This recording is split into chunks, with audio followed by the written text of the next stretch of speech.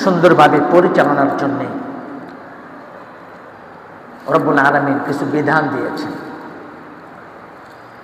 আর এই বিধানের আলোকে যে সিস্টেম পরিচালিত হবে, এই সিস্টেমটা হলো জীবন ব্যবস্থা। বিধানের আলোকে যে একটা সিস্টেম পরিচালিত হবে, সিস্টেমের নাম কি? জীবন ব্যবস্থা। আর এই জীবন ব্যবস্থাটা যে বিধানের আলোকে পরিচালিত হবে সেটা হলো জীবন বিধান। ঠিক আছে কথা? জীবন বিধান কি? যে বিধানের আলোকে জীবন পরিচালিত হবে, এটার নাম হলো কি? জীবন বিধান। আর এই সিস্টেমগুলোর নাম হলো জীবন ব্যবস্থা। সিস্টেমের নাম কি? জীবন ব্যবস্থা। আর এই জীবন ব্যবস্থা যে সমস্ত হুকুম আহকামের ভিত্তিতে পরিচালিত হবে সেগুলো হলো জীবন বিধান। এই জন্য জীবন ব্যবস্থা হিসেবে রব্বুল আলামিন দিয়েছে ইসলাম, যে কোন ব্যবস্থাপনায় মানুষের জীবনটাকে পরিচালিত করবে, আর মানুষ কোন বিধানের আলোকে জীবনকে পরিচালিত করবে, এটার জন্য রব্বুল আলামিন দিয়েছেন জীবন বিধান, আল কোরআনুল কারীম। আল কোরআনুল কারীম। প্রিয় ভাইরা, মাঝে মাঝে আমরা অবাক হই, একটা সাধারণ মানুষও বোঝে যে কোনো একটা মানুষের অসুখ হলে নিজের ইচ্ছে মতো ঔষধ কিনে খাওয়ার তার সুযোগ নাই। আছে? ছোট্ট একটা মানুষ, কি মূর্খ মানুষ, কি জ্ঞানী মানুষ, কি সাধারণ মানুষ, কি অসাধারণ মানুষ, কি আলেম, কি ওলামা, কি বুদ্ধিজীবী, কি সাধারণ শিক্ষিত, কি ইসলামী শিক্ষিত, সব ধরনের সব শ্রেণী পেশার মানুষ সুন্দরভাবে এই কথাটা ভালো করেই বুঝে অসুখ হলে নিজের মতো করে ওষুধ খাওয়ার কোনো সুযোগ নাই। আছে? নিজের মতো করে ওষুধ খাওয়ার কোনো সুযোগ। মানুষ অসুস্থ হয়, মানুষকে ডাক্তারের কাছে নিয়ে যায়। একজন বিশেষজ্ঞ ডাক্তার তার চিকিৎসা বিজ্ঞানের আলোকে বিভিন্ন রকমের থিওরি তিনি চিন্তা করেন, রোগীর অবস্থা জানতে চান, তার কাছে বিকেল বেলায় কেমন লাগে, খাবারের আগে কেমন লাগে, খাবারের পরে কেমন লাগে, কি কি সমস্যা নিয়ে ডাক্তারের কাছে তিনি সেখানে উপস্থিত হয়েছেন, সমস্যাগুলো একটার পর একটা জানতে চান, বুঝতে চান। এই বিষয়গুলোকে জানার পর অ্যানালাইসিস করেন, গবেষণা করেন। যদি কোনো রকমের পরীক্ষা নিরীক্ষার প্রয়োজন হয়ে যায় তখন তাকে বিভিন্ন ধরনের মেডিকেল ফর্মুলায় কিছু টেস্ট দেয়, তাকে পরীক্ষা নিরীক্ষা করার জন্য ডাক্তার সাহেব গবেষণা করেন তার কি কি সমস্যাগুলোকে নির্ণয় করার জন্য তাকে বিভিন্ন ধরনের পরীক্ষা নিরীক্ষার সম্মুখীন করেন। টেস্টের রেজাল্ট পাওয়ার পর ডাক্তার সাহেব অত্যন্ত যোগ্যতার সাথে, দক্ষতার সাথে চিন্তা ভাবনা করে এরপরে তাকে সুন্দরভাবে প্রেসক্রিপশন লিখে দেয়, কিছু প্রেসক্রিপশন দেয়, আপনি এই জিনিসগুলোকে গ্রহণ করবেন। কোনো ঔষধ এক বেলা খাবেন, 2 বেলা খাবেন, 3 বেলা খাবেন, এভাবে ফর্মুলাটা দেয়। আবার কিছু পরামর্শ দেয়, জিনিসগুলোকে খাবেন না, এগুলোকে আপনি পরিত্যাগ করবেন, না হলে আপনার অসুস্থতা বেড়ে যেতে পারে। এই নিয়মগুলো মেনে যদি আপনি চলেন তাহলে আপনি সুস্থ জীবনের আশা করতে পারেন। ঠিক তদ্রূপ রব্বুল আলামিন বান্দা তৈরি করেছেন। এই বান্দারা কিভাবে সুস্থ জীবন পাবেন, এই মানুষগুলো কিভাবে দুনিয়াতে ভদ্র মানুষ হিসেবে টিকে থাকবে, এই মানুষগুলো কিভাবে সুন্দরভাবে সুবিচার করতে পারবে, এই মানুষগুলো তার জীবনটাকে কিভাবে হালাল পন্থায়, বৈধ পন্থায় পরিচালিত করবে, এই মানুষগুলোর জীবনে তার জন্য কোন কোন কাজ বৈধ, কোন কোন কাজ অবৈধ, কোন কোন কাজ তার স্বাস্থ্যের জন্য ভালো, কোনটা তার জন্য প্রযোজ্য, কোনটা তার জন্য ভালো নয়, কোনটা তার জন্য প্রযোজ্য নয়, কোন কাজ করলে দুনিয়াতে সে শান্তি পাবে, কোন কাজ করলে দুনিয়াতে সে সম্মানিত হবে, কোন কাজ করলে একজন মানুষ দুনিয়াতে লাঞ্ছিত হয়, কোন কোন কাজ করলে দুনিয়াতেও দুর্ভোগ আসতে পারে, কোন কোন কাজ করলে একজন মানুষ পরকালীন জীবনে জাহান্নামের বাসিন্দা হয়ে যাবে। আর কোন কোন কাজ করলে একজন মানুষ পরকালেও জান্নাতের মতো মহান সুখের জায়গার বাসিন্দা হতে পারে। এই জিনিসগুলো রব্বুল আলামিন আল কোরআন এই জীবন বিধানের মধ্যে দিয়েছেন। সুতরাং যে ব্যক্তি রব্বুল আলামিনকে রব হিসেবে স্বীকার করেন, যে ব্যক্তি রব্বুল আলামিনকে মাবুদ হিসেবে স্বীকার করেন, যে রব্বুল আলামিনকে খালেক হিসাবে সৃষ্টিকর্তা হিসেবে স্বীকার করেন, যে ব্যক্তি তার মনে মগজে এইটুকু জায়গা দিতে পেরেছে, পার্থিব জীবনটাই আমার জন্য শুধু জীবন নয়, বরং ইন্তেকালের পরে আমার আরেকটা জীবন আছে, সেটার নাম আখিরাত, পরকাল। আখিরাতেও সেখানে আমাকে আমার কাজের হিসাব দিতে হবে। আখিরাতেও আমি আমার রবের সামনে দাঁড়াতে হবে। আমি পৃথিবীতে পার্থিব জীবনে কি কি কাজ করেছি, কোনটা সৎ কাজ করেছি, কোনটা অসৎ কাজ করেছি, কোনটা দুর্নীতি করেছি, কোনটা ভালো কাজ করেছি, কোনটা মানুষের উপকার করেছি, কোনটা মানুষের জন্য ক্ষতির কাজ করেছি। আমাকে পাই পাই করে, জাররা জাররা করে, অনুপরমাণু পর্যন্ত সকল কাজের হিসাব আমি আমার মাহবুদের কাছে দিতে হবে। যে ব্যক্তি তার মনে মগজে এই কথার জায়গা দিতে পেরেছে, তাকেই বলা হয় ঈমানদার। প্রিয় ভাইয়েরা, মানুষ কিভাবে স্বৈরতান্ত্রিক মনোভাব নিয়ে চলতে পারে, মানুষ কিভাবে মানুষের উপরে জুলুম করতে পারে, মানুষ কিভাবে মানুষকে মেরে ফেলতে পারে, মানুষ কিভাবে সন্তান হয়ে মা বাবার খোঁজ না নিয়ে থাকতে পারে, এটা কোনো মানুষের সভ্যতা হতে পারে না, কোনো মানুষের কোয়ালিটি হতে পারে না।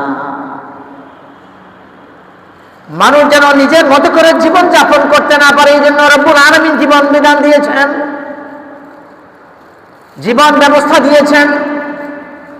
এই জীবন ব্যবস্থার নাম দিয়েছেন রব্বুল আলামিন আদ-দ্বীন। কুরআনুল কারীমে বলা হয়েছে ইন্নাদ-দ্বীনা ইনদাল্লাহিল ইসলাম।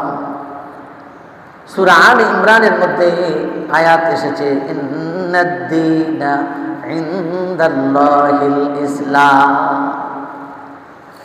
রব্বুল আলামিন বলেন, নিশ্চয় দিন রব্বুল আলামিনের কাছে অত্যন্ত গ্রহণযোগ্য, অত্যন্ত মনোনীত, রব্বুল আলামিন কর্তৃক একমাত্র নির্ধারিত, একমাত্র মনোনীত জীবন ব্যবস্থার নাম হলো ইসলাম। ওহীর বিধান চূড়ান্ত বিধান। রব্বুল আলামিন যে ওহীর মাধ্যমে ইন্নাদ-দ্বীনা ইনদাল্লাহিল ইসলাম বলেছেন রব্বুল আলামিন, আল কোরআনের একটা আয়াত, রব্বুল আলামিনের একটা বিধান। আল্লাহ তাআলা ওহীর মাধ্যমে তামাম দুনিয়ার মানুষদেরকে জানিয়ে দিয়েছেন ইন্নাদ-দ্বীনা ইনদাল্লাহিল ইসলাম, যে ও পৃথিবীর মানুষেরা তোমরা জেনে রাখো, তোমরা যতই খাজা বাবার পূজা করো, তোমরা যতই শাহজালালের মাঝদারে যাও, কোনো কাজ হবে না। তোমরা দরগায় যাও, কোনো কাজ হবে না। তোমরা দুর্গায় যাও, কোনো কাজ হবে না। মনে রাখবা ইন্নাদ-দ্বীনা ইনদাল্লাহিল ইসলাম, দিন ইসলাম ব্যতীত আমি আর কোনো জীবন ব্যবস্থাকে মনোনয়ন দেই নাই। দুনিয়াতে যত ধর্ম আছে সব কিছুই আমি ব্যান্ড করে দিয়েছি, কোনো কিছুই আর গ্রহণ করা হবে না।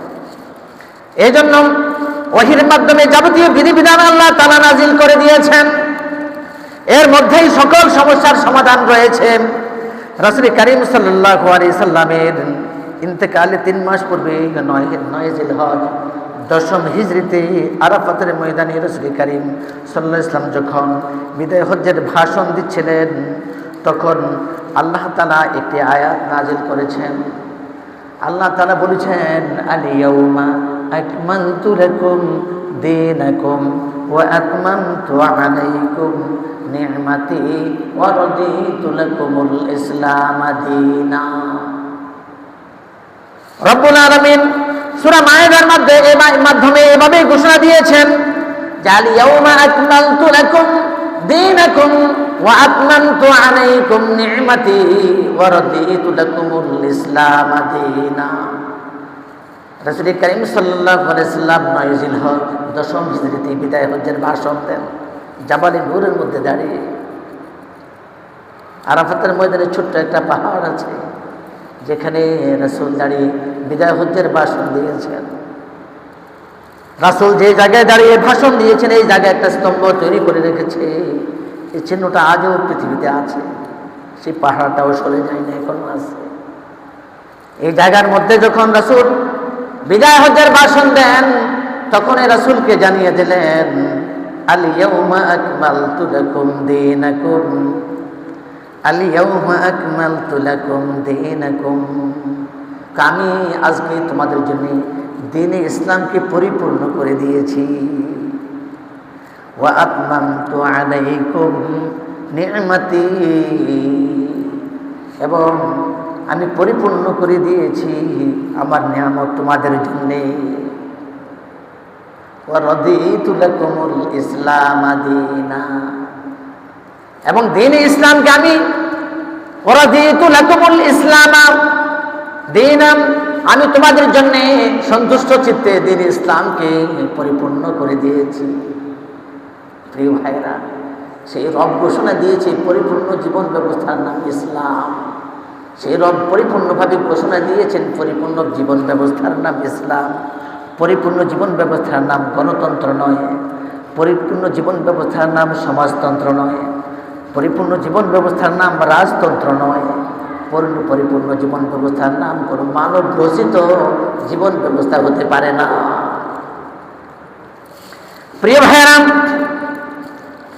মানুষ যাতে সার্বিকভাবে জীবনের সকল দিক থেকে ইসলামকে পূর্ণাঙ্গভাবে গ্রহণ করতে পারে, এই জন্য রব্বুল আলামিন বলেছেন, আল ইয়াউমা আকমালতু লাকুম দীনাকুম ওয়া আতমামতু আলাইকুম নি'মাতি ওয়া রাদিতু লাকুমুল ইসলাম দীনা। সুতরাং যারা রবের প্রতি ঈমান এনেছে, যে ব্যক্তি বলেছে আমানতু বিল্লাহ, আমি আল্লাহর প্রতি ঈমান আনলাম, ওয়া মালাইকাতিহি, ফেরেশতাদের প্রতি ঈমান আনলাম, ওয়া কুতুবিহি, আল্লাহর কিতাবের প্রতি ঈমান আনলাম, ওয়া রুসুলিহি, আল্লাহর রাসূলের প্রতি ঈমান আনলাম, ওয়াল ইয়াউমিল আখিরি, আখিরাতের প্রতি ঈমান আনলাম। তার জন্য কোরআনের বিধান ছাড়া আল্লাহর পৃথিবীতে আর কোনো আইন মেনে চলার সুযোগ নাই। তার জন্য ইসলামের তন্ত্র ছাড়া, ইসলামের বিধান ছাড়া কোনো গণতন্ত্র, রাজতন্ত্র, সমাজতন্ত্র মেনে চলার কোনো সুযোগ নাই। মানুষ মুক্তির নেশায় হন্যে হয়ে দিশেহারা। আপনারা জানেন, অল্প কয়েকদিন আগের যে ঘটনা, যে নারী কমিশন, নারী সংস্কার কমিশন প্রস্তাব রেখেছে যে আমাদের দেশে যেন সাংবিধানিকভাবে এই জিনিসটা রাখা হয় যে যারা যৌনকর্মী, এটাকে যৌন পেশা হিসাবে স্বীকৃতি দেওয়ার জন্য। কথা বুঝতে পেরেছেন? আপনি বলেন, পৃথিবীতে এরকম একটা ধর্মের নাম আমাকে বলেন তো, যে ধর্মে ব্যভিচার বৈধ। ইসলামটা একটু সাইডে রাখেন আপাতত, ইসলামটা আপাতত আমরা একটু সাইডে রাখলাম। পৃথিবীতে এরকম একটা ধর্মের নাম বলতে পারবেন কেউ দাঁড়িয়ে, যে ধর্মে জেনা ব্যভিচার বৈধ? বলেন, আছে? কথা বলেন, আছে? নাই। তাহলে নারী কমিশনের এই অসভ্যরা কোথায় কোন জনপদে জন্ম নিয়েছে? অসভ্যতার চিত্র বাংলাদেশে সাংবিধানিকভাবে স্বীকৃতি দেওয়ার জন্য, যে যৌনকর্মীদেরকে পেশা হিসাবে, যৌন শ্রমিক হিসাবে স্বীকৃতি দেওয়ার জন্য তারা দাবির উপস্থাপন করে, তারা কোন অসভ্য সমাজে জন্ম নিয়েছে? কত বড় স্পর্ধা তাদের! কোথায়? আল্লাহর পৃথিবীতে আমরা যতটুকু অ্যানালাইসিস করেছি, গবেষণা করেছি, শুধু ইসলামে তো কোথাও নেই। ইসলাম ধর্ম বাদ দিলেও পৃথিবীতে আরো মানুষের বানানো হাজারো ধর্ম ব্যবস্থা, জীবন ব্যবস্থা রয়েছে। কোন জীবন ব্যবস্থায় পৃথিবীর কোন ইতিহাসে কোন ধর্মে যৌনাচারকে, ব্যভিচারকে, জেনা ব্যভিচারকে বৈধতা দেওয়ার কোন স্বীকৃতি, পেশা হিসেবে স্বীকৃতি দেওয়ার কোন কন্টেন্ট, কোন সিস্টেম পৃথিবীতে কোথাও পাওয়া যায় না। নারী কমিশনের এই সমস্ত নারীরা কোন অসভ্য সমাজে জন্ম নিয়েছে? বাংলাদেশের মানুষকে তারা অসভ্য মনে করে, যে বাংলাদেশে 92% মুসলমান, আর এই সমাজে এই দেশের রাষ্ট্রের সংবিধানের সংস্কারের মধ্যে প্রস্তাব দেওয়া হয় যে যৌনকর্মীদেরকে পেশা হিসাবে, তাদেরকে যৌন শ্রমিক হিসাবে স্বীকৃতি দেওয়ার জন্য বাংলাদেশের মানুষদেরকে তারা বেয়াদব মনে করে, বাংলাদেশের মানুষদেরকে তারা যৌনরূপী মনে করে, বাংলাদেশের নারী সমাজকে তারা যৌনকর্মী মনে করে। কোন কারণে তারা এ ধরনের প্রস্তাব দেয়? তাদের সাহস কোথায়? এদেশের মা বোনেরা কি সন্ধ্যাবেলায় রাস্তায় নামে যৌনাচারের জন্য? কথা বলেন। তাহলে তারা কার এজেন্ট, কার প্রতিনিধি হিসাবে এই ধরনের প্রস্তাব দেয়? পারভীন হককে জিজ্ঞেস করা হলো যে আপনারা এই ধরনের প্রস্তাব দিলেন কেন? কয় না, আমরা তো ইসলামের বিরুদ্ধে দিই নাই। কার জন্য দিয়েছেন? কয় যারা এভাবে জীবনযাপন করতে চায় আমরা তাদের জন্য দিয়েছি। তারা কে? তারা কারা? তারা কারা? তারা কোন অসভ্য সমাজে জন্ম নিয়েছে? তারা কোন অসভ্য? আর তোমরা কোন অসভ্য? এই অসভ্যদের জন্য তোমরা রাষ্ট্রের সাংবিধানিকভাবে এভাবে সংস্কারের প্রস্তাব ধান করো। সভ্যতার চিত্র এখন আর চোখের কোনায়ও নাই না? লজ্জা হায়া কি আসমানে উঠে গেছে? আপনারা বলেন, যৌন পেশাকে যদি পেশা হিসেবে স্বীকৃতি দেওয়া হয়, যৌনকর্মীদেরকে যদি শ্রমিক হিসাবে স্বীকৃতি দেওয়া হয়, আমার তো মনে হয় এদেশের কলেজ ইউনিভার্সিটি যত মেয়েরা পড়াশোনা করে সবাই এখন আর টিউশনই করবে না, শুধু তারা টিউশনি এক পেশা হিসাবে এখন শুধু তারা বিভিন্ন জনপদের টিকিট কেটে রাত কাটাবে। কি আপনাদের কাছে মনে পড়ে না? এদেশে গার্মেন্টস শ্রমিক আর পাওয়া যাবে না। পুরো মাস চাকরি করে মাস শেষে 10-12 হাজার টাকা বেতন পাবো। এটা যদি পেশায় হয় তাহলে তো এই কাম করে খাই, সমস্যাটা কোথায়? কি বলেন? নামবে না এদেশে? পারভীন হকরা কোন জনপদের অসভ্য, কোন জনপদের ভদ্র মানুষ? তারা পৃথিবীতে ইসলামকে যদি সাইডেও রাখেন, আমার অ্যানালাইসিস আর গবেষণায় আমি কোথাও পাইনি যে পৃথিবীতে কোনো ধর্মে এভাবে জানাবিয়া বিচারকে পেশা হিসেবে স্বীকৃতি দেওয়া এবং সেখানে রাষ্ট্রীয় রাখা, কোনো বৈধতা দেওয়া কোনো ধর্মের মধ্যে নেই। প্রিয় ভাইরা, আপনারা যদি নিজেদেরকে মনে করেন যে আমরা মুসলমান, আমাদের ধর্মটা ইসলাম, আমাদের রব যদি আল্লাহ হয়, তাহলে আমাদের জন্য একটা বিধান আছে, এই বিধানের নাম হলো কোরআন। সুতরাং কোনো মুসলমানের জন্য, কোনো ইমানদারের জন্য কোরআনের বিধানের বাইরে চলার কি সুযোগ আছে? কথা বলেন, সুযোগ আছে? রব্বুল আলামিন বলেছেন, ওয়ালা তাকরাবুজ জিনা ইন্নাহু কানা ফাহিশাতান ওয়া সাআ সাবিলা। ওয়ালা তাকরাবুজ জিনা, জিনা তো করবাই না, ঠিক আছে, কিন্তু ওয়ালা তাকরাবুজ জিনা, জেনার কাছে দাঁড়িয়েও যাই না, অর্থাৎ জেনার দিকে ধাবিত হয় এমন কোনো কাজের দিকেও তোমরা কাছে দাঁড়িয়েও যাই না। ইন্নাহু কানা ফাহিশাতান, এটা অত্যন্ত অশ্লীল কাজ, খারাপ কাজ, অশালীন কাজ, অভদ্র কাজ, অসভ্যতার কাজ। পারভীন হকরা অসভ্য সমাজের প্রতিনিধি, পারভীন হকরা অশ্লীল সমাজের প্রতিনিধি, পারভীন হকরা অসভ্যতার প্রতিনিধি, এই জন্য তারা এগুলোর প্রস্তাব দেয়। প্রিয় ভাইয়েরা, এরপরে আল্লাহ তাআলা বলেছেন ওয়াসা আসাবিলা, এই জেনা ব্যভিচারের রাস্তা হলো খারাপ রাস্তা। খারাপ রাস্তায় ভালো মানুষ চলে, কথা বলেন, ভালো মানুষ চলে। সুতরাং খারাপ রাস্তার প্রস্তাব যারা দেয় তারাও খারাপ, অসভ্যতার প্রস্তাব যারা দেয় তারাও অসভ্য, তারা ওই ঘরানার মানুষ। সুতরাং নিজের দিন, ধর্ম, ইমানকে হেফাজত করতে হবে, সোসাইটিকে হেফাজত করতে হবে, সমাজ ব্যবস্থাকে হেফাজত করতে হবে যদি ইমান সহ বসবাস করতে হয়। এই বিষয়ে আগামী জুমায় আরো বিস্তারিত কথা বলবো। ওয়া আখিরু দাওয়ানা আলহামদুলিল্লাহি রাব্বিল আলামিন। আসসালামু আলাইকুম ওয়া রাহমাতুল্লাহ।